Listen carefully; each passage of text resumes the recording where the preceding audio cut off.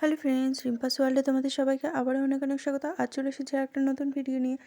তো আগের দিন অষ্টমীর পুজো দেখার পর বাবা তো চলে গিয়েছিল। তো নবমীর দিন আমরা আর বেরোইনি। তো দশমীর দিন আমরা আবার ঠিক করলাম যে রাত্রেবেলা বেরোবো। রাত্রেবেলা আমরা টোটো ঠিক করেছিলাম। টোটো ঠিক করে আমরা ওই তখন কটা বাজে, 4টে বাজে ওরকম সময় আমরা তখন বেরিয়েছিলাম। তো তখন বেশ ফাঁকাই ছিল। আর দশমী আমাদের তো এবারে চন্দননগরে দশমী তো পরের দিন হয়েছে, মানে একাদশীর দিন প্রসেশন বেরিয়েছে। তো সেই জন্য খুব একটা প্রবলেম হয়নি, ডিসিশান নিতে একটু লেট হয়ে গেলেও বেশ ভালোই লেগেছিলো। তো প্রথমেই চলে গেলাম ফটকগড়াতে, তারপরে বাগবাজার, ফটকগড়া এই সমস্ত কয়েকটা ঠাকুর দেখে বেশ রাত্রির একদম চারিদিক অন্ধকার ঘুটঘুটে, কিন্তু তাও যথেষ্ট লোকজন রয়েছে, প্রচুর মানুষ ঠাকুর দেখছে তখনও। এই হলো ফটকগড়া ঠাকুর।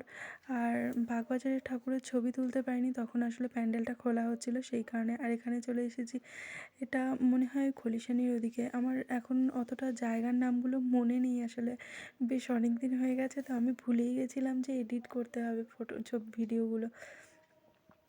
এটা ওই যে চাঁদমালায় দেখো লেখা রয়েছে, খলিশানি বলে লেখা রয়েছে, হ্যাঁ। তো এই হলো খলিশানির ঠাকুর। গলার হারটা এত বড় ছিল, আমরা সামনে থেকে দেখে ভাবছিলাম ওরে সর্বনাশ, এত বড় হার। আর এটা নাকি সম্পূর্ণটাই রূপোর, মানে রূপোর ওপরে সোনার জল করা। তো মাকে নাকি যা ঠাকুরের যা গয়নাগাটি যা পরানো হয়, কোনো ইমিটেশান বলো বা যে কোনো অন্যান্য কোনো কিছুই পরানো হয় না, ম্যাক্সিমামটাই রূপোর আর সোনার তৈরি গহনাই মাকে পরানো হয়। তো স্টেশনের ওদিকে যে কটা প্যান্ডেল ছিল সমস্তটা প্যান্ডেলগুলো দেখে, ঠাকুর দেখে আমাদের মেন উদ্দেশ্য হচ্ছে এবছর মানে কি বলবো, মেন উদ্দেশ্য হলো ওই কি বলে ভদ্রেশ্বরের যে বুড়িমা আছে সেই বুড়িমাকে দর্শন করতে যাওয়া। আমার বিয়ের পর প্রায় এই 12 বছর বাদে আমি এই ভদ্রেশ্বরের বুড়িমাকে দর্শন করতে যাব। তো কয়েক বছর ধরেই খুব ইচ্ছে করছিল একটু বুড়িমাকে দর্শন করতে যেতে, কিন্তু সময়ের ইয়েতে হচ্ছিল না। তো এই যে স্টেশনের এদিকে চলে এসেছি, স্টেশনের নিচ থেকে যে কটা প্যান্ডেল হয়েছে ওই কাছাকাছির মধ্যে যে কটা হয়েছে সে কটা টোটোতে করে ঘুরে নিয়েছি। মানে আমাদের টোটো তো রিজার্ভই ছিল।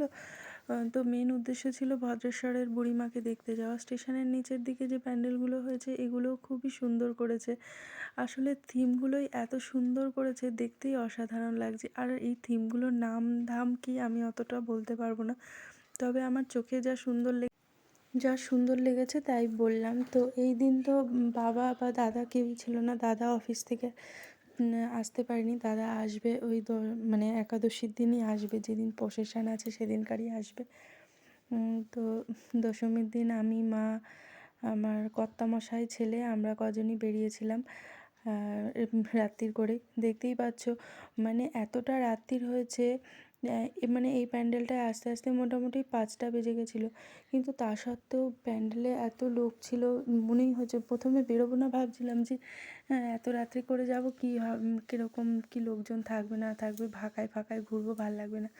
কিন্তু বেরিয়ে দেখলাম বেশ ভালোই লাগছে। আর এই প্যান্ডেলটা তো আমার অসাধারণ লেগেছে, মনে হচ্ছিলো যেন একদম রিয়েল হিমালয়ে চলে এসেছি, এত সুন্দর লাগছিল।